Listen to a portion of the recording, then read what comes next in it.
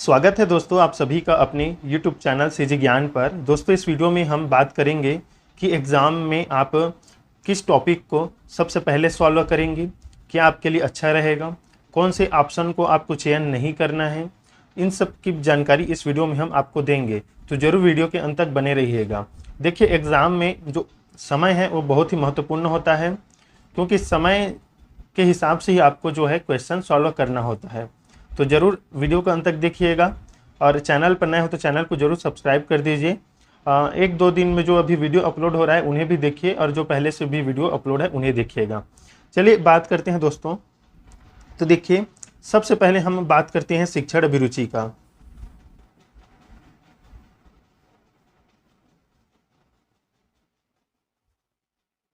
देखिए शिक्षण अभिरुचि में जो आपका प्रश्न आता है वो 30 प्रश्न होता है, जो कि 30 अंकों का होता है।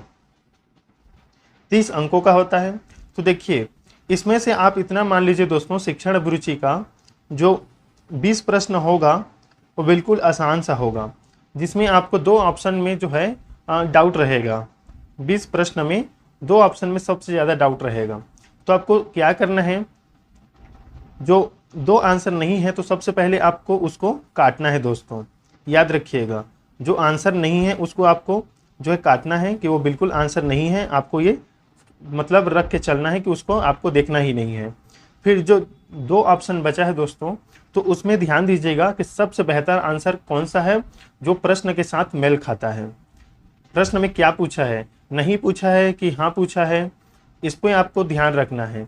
तो याद रखिएगा, दो ऑप्शन अगर आपके पास कट गया है तो दो ऑप्शन में आपको सबसे बेहतर आंसर ढूंढने का प्रयास करना है, फिर वही आपका जो है आंसर होगा।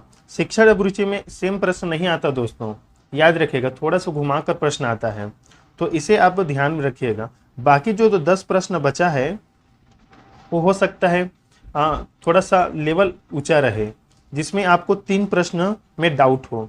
एक प्रश्न तो मतलब सॉरी 3 ऑप्शन में आपको डाउट हो, एक ऑप्शन जो है आपका कट सकता है उसमें, बाकी 3 जो है आप में उसमें डाउट रहेगा। तो आपको क्या करना है, उसमें आपको देखते चलना है कि जो प्रश्न के हिसाब से आपको क्या पूछा जा रहा है, क्योंकि 3 ऑप्शन में आपको जो है एक तो सही आंसर लगाना है। याद रखिएगा, माइनस मार्किंग नहीं है, तो आपको सभी को सॉल्व करना है। तो शिक्षण अभिरुचि का यही है कि 20 प्रश्न जो है बहुत ही ईजी आएगा और 10 प्रश्न थोड़ा सा लेवल ऊंचा रहेगा, जो कि हो सकता है आपको याद करने वाला हो। कुछ जैसे बच्चों के दिमाग को या मस्तिष्क को कोरिलेट किसने कहा, ये मैंने कराया हुआ है सभी वीडियो। NAP है, NCF है, और क्या है, मध्याह्न भोजन है, सर्व शिक्षा अभियान है, शिक्षा का अधिकार अधिनियम 2009 है, और NCERT है, SCERT है। तो इन टॉपिक से ये जो 10 प्रश्न है वो आएगा आपके एग्जाम में, तो इसको आपको याद करना है। तो इसी कारण इसमें आपको जो है 3 जो ऑप्शन होगा उसमें ज़्यादा डाउट रहेगा, तो आपको इसको याद करने वाला रहेगा। और ये जो है आपका अभिरुचि और अभिक्षमता है 20 प्रश्न, इसमें से जो मोस्ट इम्पॉर्टेंट है। तो देखिए ये शिक्षण अभिरुचि का हो गया दोस्तों, शिक्षण अभिरुचि।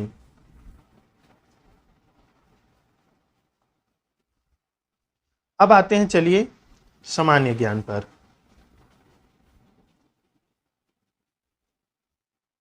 देखिए सामान्य ज्ञान के जो 20 प्रश्न होंगे दोस्तों, 20 अंकों का होगा। अब इसमें देखिए इसमें कैसे बांटा गया है। इतिहास से आएगा 2 प्रश्न, लगभग 2 से 3 प्रश्न। भूगोल से आएगा 2 से 3 प्रश्न। आपके अर्थव्यवस्था से आएगा 2 से 3 प्रश्न।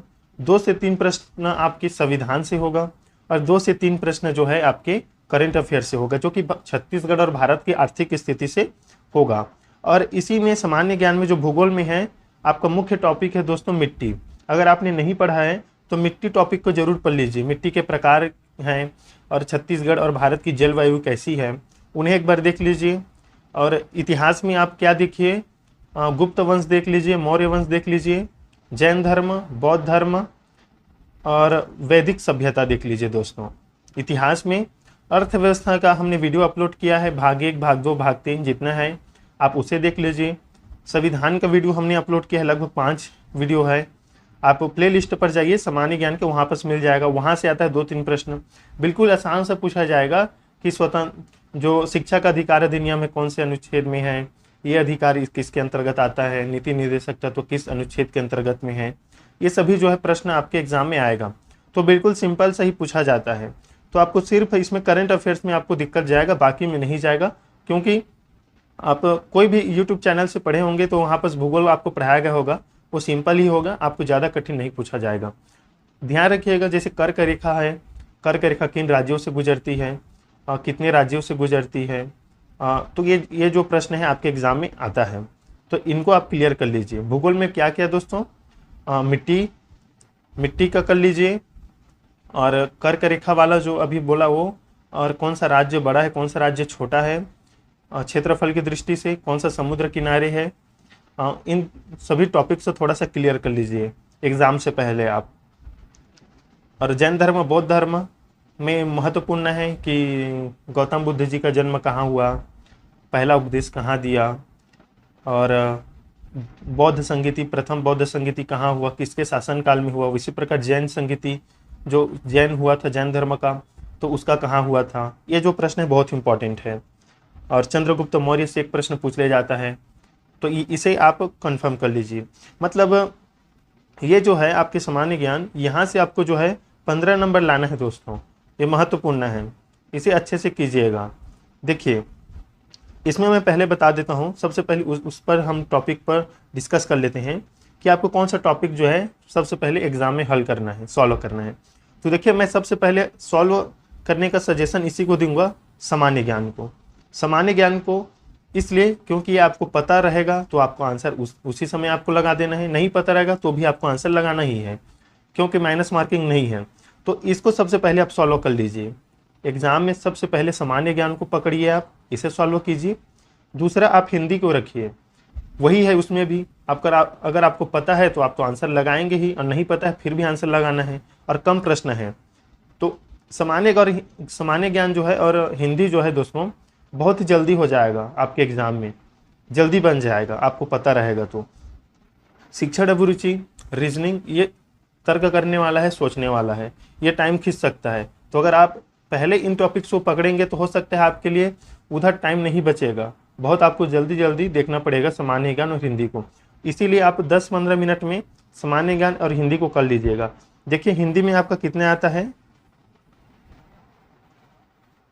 10 प्रश्न आता है दोस्तों, 10 अंकों का। हिंदी में क्या क्या आएगा इसमें, एक आएगा वर्णमाला, समास, संधि, विराम चिन्ह, और एक अनेक शब्दों के लिए एक शब्द, विलोम शब्द, पर्यायवाची। 10 प्रश्न आएगा कुल।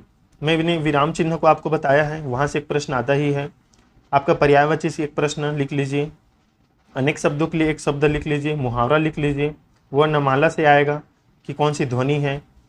तो ये जो है महत्वपूर्ण टॉपिक है, बिल्कुल यहाँ से प्रश्न आएगा, बिल्कुल हमने हिंदी को कराया हुआ है, आप जाकर देख लीजिए, महत्वपूर्ण टॉपिक है। तो सबसे पहले सामान्य ज्ञान को आप सॉल्व कीजिए एग्जाम में, फिर आप हिंदी आ जाइए, हिंदी को आप कंप्लीट कर लीजिए। 10 प्रश्न होता है मात्र, अगर आपको पता रहेगा तो केवल 5 मिनट में ही आप इसे सॉल्व कर लीजिएगा। एक एक प्रश्न को आप 30-30 सेकंड दीजिए, मुश्किल से, बहुत मतलब ज़्यादा नहीं देना है। हिंदी आपको पता रहेगा तुरंत आंसर आएगा, लेकिन चारों ऑप्शन को पढ़ने के बाद दोस्तों याद रखिएगा, कोई भी ऑप्शन को बिना पढ़े सीधा यही आंसर है मत लगा दीजिएगा, हो सकता है उपरोक्त दोनों दिया हो, तो ध्यान रखिएगा। तो सबसे पहले आप सामान्य ज्ञान को, दूसरा में हिंदी को सॉल्व कीजिएगा, तीसरा में आप आ जाइएगा शिक्षण अभिरुचि। और शिक्षण अभिरुचि का कोई भी प्रश्न छोड़िएगा मत कि मुझे बाद में बना दूंगा, टाइम मिलेगा तो। आप जितना भी जल्दी हो सके आंसर लगाइएगा। उसके बाद आप आइएगा रीजनिंग में दोस्तों। अगर आपसे अंग्रेजी बनता है तो हिंदी के बाद आप अंग्रेजी को ही रखिए। देखिए मैंने अंग्रेजी का 3 ही वीडियो कराया है, एंटोनिम, सिनोनिम्स और वन वर्ड सब्स्टिट्यूशन। यहाँ से 3 प्रश्न आता है आपके लिए, वो वीडियो में मैंने कराया है, उन्हें आप जाकर देख लीजिए। तो पहला आप सामान्य ज्ञान, दूसरा हिंदी कीजिए। अगर आपको हिंदी के बाद अंग्रेजी अच्छी तरह से आता है तो अंग्रेजी कीजिए, नहीं आता है तो शिक्षण अभिरुचि को पकड़िए, और लास्ट में दोस्तों आप रीजनिंग का कीजिए। रीजनिंग का यहाँ से आता है 30 प्रश्न, 30 अंकों का। अब देखिए यहाँ पास क्या होता है, अगर आप रीजनिंग का पहला इस टॉपिक को पहला बनाने में लग जाएंगे एग्जाम में, तो ये क्या होता है, अगर आपसे एक प्रश्न नहीं बनता है तो उसके बाद आप दूसरा थोड़ा सा जल्दी जल्दी करने का प्रयास करते हैं, दूसरा नहीं बनता है तीसरा, उसी प्रकार सभी जो है आंसर जो है बिगड़ते जाता है आपके मतलब जल्दी जल्दी करने से। तो याद रखिएगा, इसे लास्ट में रखिएगा और आराम से बनाइएगा, क्योंकि आप पहले जितने बनाए हैं उसको जल्दी करने का प्रयास कीजिएगा। जो शिक्षण अभिरुचि है, हिंदी है, सामान्य ज्ञान है, जितना जल्दी हो जाए आपको, लेकिन शिक्षण अभिरुचि में सोच समझ कर आंसर लगाना है। वहाँ पर आपको पढ़ना है और मतलब तुरंत आंसर लगाना है, लेकिन OMR शीट में आपको सही ABCD देख कर ही लगाना है दोस्तों, याद रखिएगा। रीजनिंग को बाद में बनाइएगा और सिंपल सा आंसर आता जाएगा। आपको जो टॉपिक इजी लगेगा रीजनिंग में, जो प्रश्न उसको पहले बनाइएगा, जो कठिन है उस पर आप ध्यान मत दीजिएगा, क्योंकि आपके लिए एक एक नंबर इंपॉर्टेंट है दोस्तों। अगर आप गलत में ध्यान दीजिएगा और आपका टाइमिंग चला गया तो जो आप जानते हैं उधर थोड़ा बहुत जो हल करने से आ जाता आंसर वो भी नहीं आता। तो इसमें ध्यान रखिएगा, रीजनिंग को लास्ट में बनाइएगा, लेकिन जो प्रश्न आपको बहुत ईजी लगता है सबसे पहले उसे सॉल्व कीजिए, ताकि आपका जो एग्जाम में नंबर है 50 नंबर वो कन्फर्म रहे पहले से। शिक्षण अभिरुचि, सामान्य ज्ञान और क्या है हिंदी में, इतना आपका कन्फर्म रहे। उसके बाद आप रीजनिंग में आइए, और रीजनिंग का जो है 20 प्रश्न बहुत ही ईजी होता है दोस्तों। 20 प्रश्न सोच समझ कर आपको ऑप्शन देख कर ही आंसर लगाना है। ये नहीं कि क्वेश्चन पेपर में आप टिक करते रहें, बाद में सोचेंगे कि OMR शीट में गोला करेंगे, ये नहीं। क्वेश्चन पढ़े, आपको आंसर पता है, OMR शीट में सीधा गोला कर दीजिए। गोला करने का तरीका आपको पता ही होगा दोस्तों, अगर आपने एग्जाम दिलाया और नहीं दिलाया हो तो याद रखिए, जो गोला होगा उसको आपको पूरा फिल करना होता है। कोई भी आपको मतलब इसमें बाहर नहीं निकलना है और अच्छा अंदर में ये हो जाना है। बॉल पेन का जो है आपको यूज़ करना है। तो सबसे पहले हमने क्या बताया, आप GK को सॉल्व कीजिए 20 प्रश्न का, फिर आपका जो हिंदी है 10 अंकों का, इसे सॉल्व कीजिए। फिर आपका जो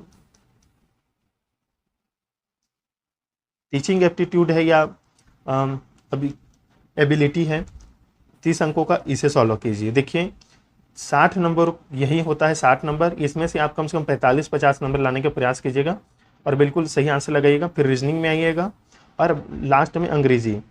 देखिए आपको कोई भी माइनस मार्किंग नहीं है, इसलिए आप जो है बिल्कुल तुक्का उसमें आप लगा सकते हैं।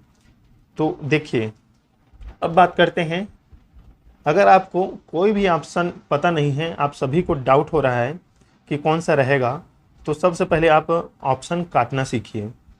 अगर आपको पूछा है स्वर संधि कौन सा है चारों ऑप्शन में, तो आप सबसे पहले देखिए शब्द को, ऑप्शन आप काटना सीखिए। आपको पता ही नहीं है लेकिन आपको पता है कि दूसरा संधि क्या है, तो उन संधियों को पहचानिए और ऑप्शन को काटना सीखिए। काटते जाएंगे आप ऑप्शन को तो सही आंसर आपका आते जाएगा। शिक्षण अभिरुचि में वही करना है, रीजनिंग में वही करना है। ऑप्शन देखिए, हाँ ये बिल्कुल नहीं है, काट दीजिए। उसके बाद 2-3 ऑप्शन बचता है, उसमें आप जो है टिक लगाइएगा। ये नहीं कि आंख मूंद कर ही जितना भी ऑप्शन देखें कोई भी आप लगा दीजिए।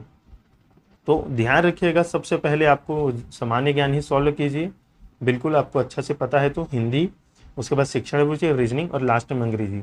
अंग्रेजी आपको अच्छी तरीके से आता है तो हिंदी के बाद ही रखिएगा। अभी जो वीडियो अपलोड होगा दोस्तों, जैसे मैं आपको महत्वपूर्ण टॉपिक बता देता हूँ, आप क्या का पढ़िए।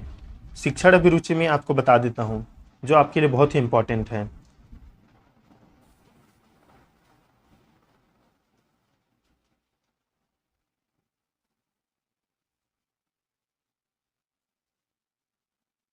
NAP 2020 वाला वीडियो देख लीजिए, जाकर प्लेलिस्ट पर है दोस्तों।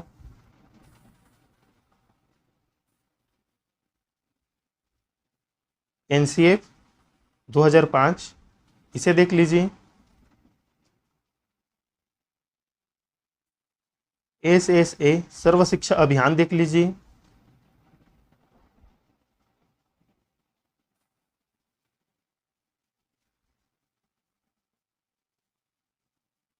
जो शिक्षा का अधिकार अधिनियम नियम है 2009, इसे देख लीजिए। एक नंबर यहाँ से आपका एग्जाम में आएगा। NCERT, SCERT, NEP, NCF, इनका जो है फुल फॉर्म देख लीजिए। यहाँ से आएगा शिक्षण अभिरुचि में एक एक प्रश्न। मध्याह्न भोजन से देख लीजिएगा। और राष्ट्रीय चिन्ह दोस्तों, राष्ट्रीय चिन्ह का राष्ट्रीय चिन्ह यहाँ से एक प्रश्न आता है आपके एग्जाम में, इसे देख लीजिए। आपके अब सामान्य ज्ञान की हम बात करें तो मिट्टी आ जाइए, मिट्टी में आपका एक प्रश्न आएगा मिट्टी से, और जलवायु से आपका पूछा जा सकता है, यहाँ से एक नंबर। और आपका हो सकता है तो जो अमेरिका है, अफ्रीका है, महाद्वीप है, इनसे जो है पूछा जा सकता है। ये आपके एग्ज़ाम की दृष्टि से हो गया इम्पोर्टेंट। और हिंदी में आप समास, संधि, शुद्धवर्तनी, विलोम शब्द, पर्यायवाची, मुहावरा, लोकोक्ति, और क्या बचा है इसमें, वर्णमाला, इनको देख लीजिए। यहाँ से आपका प्रश्न आएगा और बहुत ही ईजी प्रश्न आता है दोस्तों, ऑप्शन देखकर ही आंसर लगाइएगा। तो दोस्तों जो भी प्रश्न होगा या क्वेश्चन होगा तो कमेंट में ज़रूर पूछिएगा, हम बताने का प्रयास करेंगे। लेकिन आप ध्यान रखिएगा, समय आपके लिए बहुत ही महत्वपूर्ण है, समय को ध्यान में रखिएगा। तो दोस्तों मिलते हैं नेक्स्ट वीडियो में, तब तक के लिए धन्यवाद।